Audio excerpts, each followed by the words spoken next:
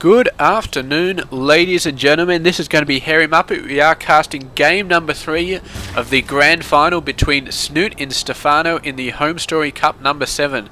Now, up the top right side, we do have our red Zerg player, Stephano, and down the bottom left side, we do have our blue Zerg player, Snute.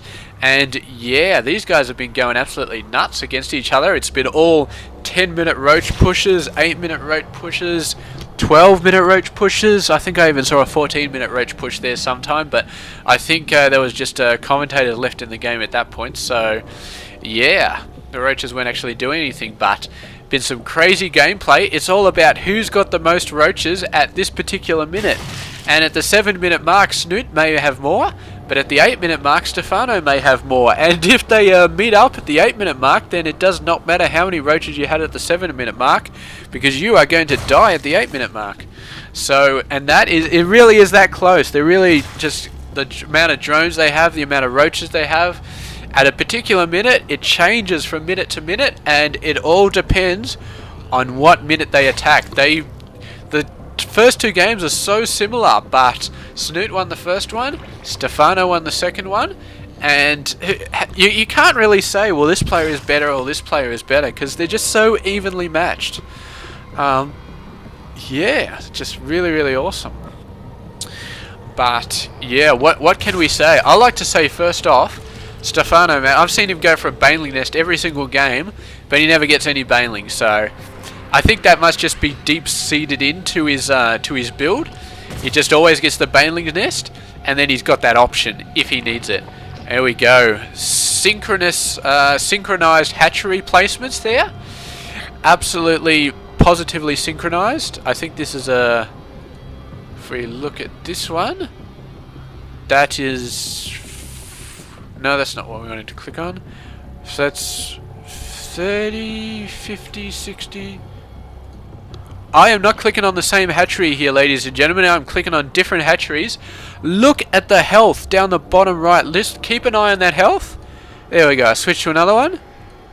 I switch to another one. I switch to another one. I'm switching back and forward.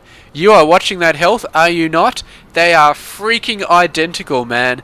These are two separate players. They are playing on two separate computers, and their hatcheries went down at the millisecond. Like, not even the same second, at the same millisecond, man. And that is just absolutely freaking crazy, man.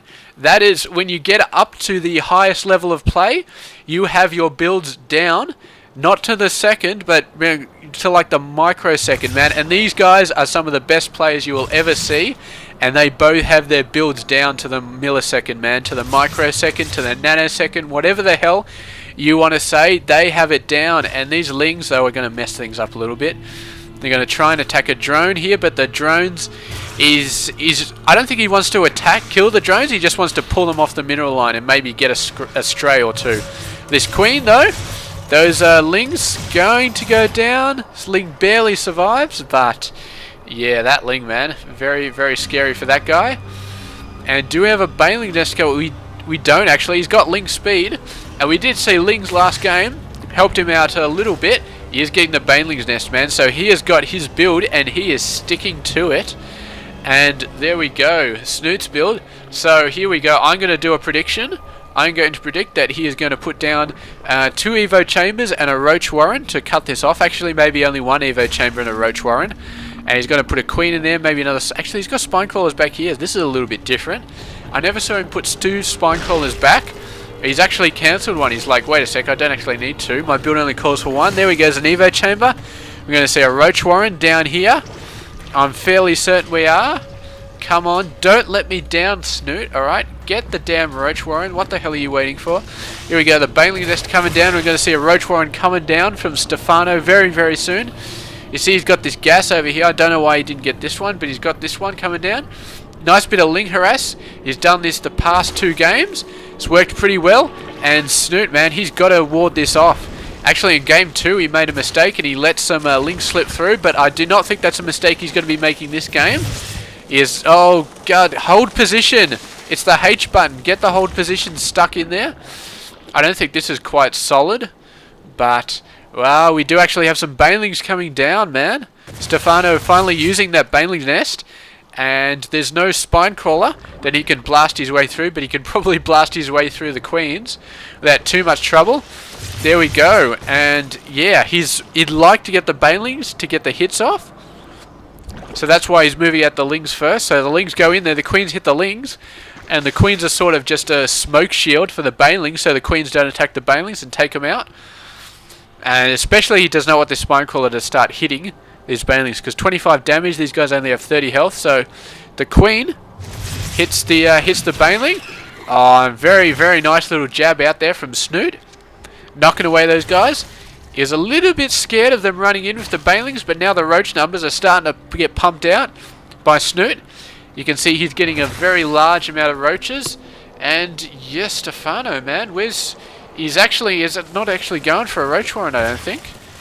He's not. It looks like he's just sticking with Lings at the moment. And here we go, is the Spire, man. So we have this huge tech switch up here. We're not seeing the Roach Warren, we're seeing a third base plus a Spire, and this is going to be very, very good, because Snute, man, he's won the first game and he did an excellent job in the second game with Roach pressure. But he is not going to be very good against a Spire. He's going to have to tech switch into Hydras. It's not something that he's really had to do the previous two games. And right now, he thinks he's on top of the world. He's thinking, oh, there's just Lings all over the place. Where are the Roaches? I maybe go out there, but there's actually a lot of Lings going out there. They're going to force the cancel on this base. And there we go. It's a beautiful cancel right at the last second. Snute does have the better army. He's got a crap load of Roaches all over the place. The Lings are very good for harass, but they're not very good at taking out Roaches. He might be able to get some good hits off with these guys. You see how much gas Stephano is saved up, man. Almost 1,000 gas. He is going to get a crap load of Mutas out in just a second. And yeah, Snute, man, he knows he's got the better army. You saw those Banelings did basically nothing. And he's going to push in here and do some awesome, awesome damage. And Stephano is relying on these Mutas to come out. Mutas don't kill Roaches, though, as fast as they probably could, though.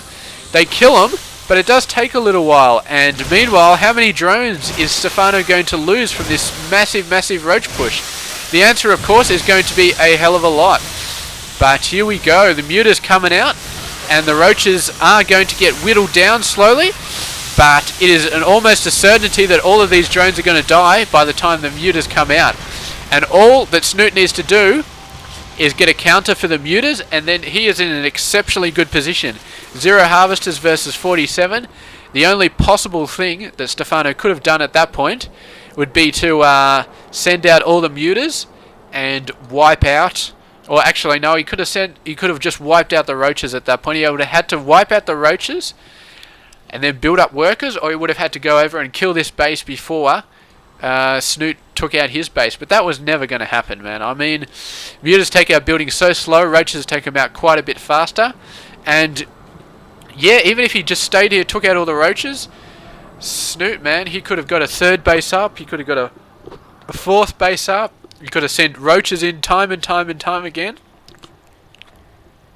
So yeah, the Mutas were a nice switch, but he did not have what he needed to take out the to counter the 10-minute push of those Roaches, man. And Snute has really got that timing down. He's really doing a good job at getting that powerful push of Roaches out just as he's pushing out for his third base, or just when he gets his third base down. And really well done. And yeah, Snute's starting to get out a little bit further. I mean, Stephano, he went for a bit of a crazy tech choice. The Mutas, it might have paid off, but it didn't, because Snute went for Roaches so hard. And yeah, I'm going to say, first two games, very even, but in the third game, Snute is starting to pull out a little bit, starting to say, hey, I really am an awesome player, and I can do it when it needs to be done, and I can dominate players when I need to do it. So there we go. We are going to move back on to game number 4. And Stephano is going to have to do something here to be able to push back against Snute, to be able to say, hey, you know, I can get it done too, and I can get some crazy stuff going on. And yeah, I'm guessing he'll just switch back to Roach, Ling, Baneling sort of tech, very low tech options, and just try and out macro Snute, try and get the better army at the better time, like you did in Game 2. So I'll catch you guys in Game 4, and this has been Hairy Muppet.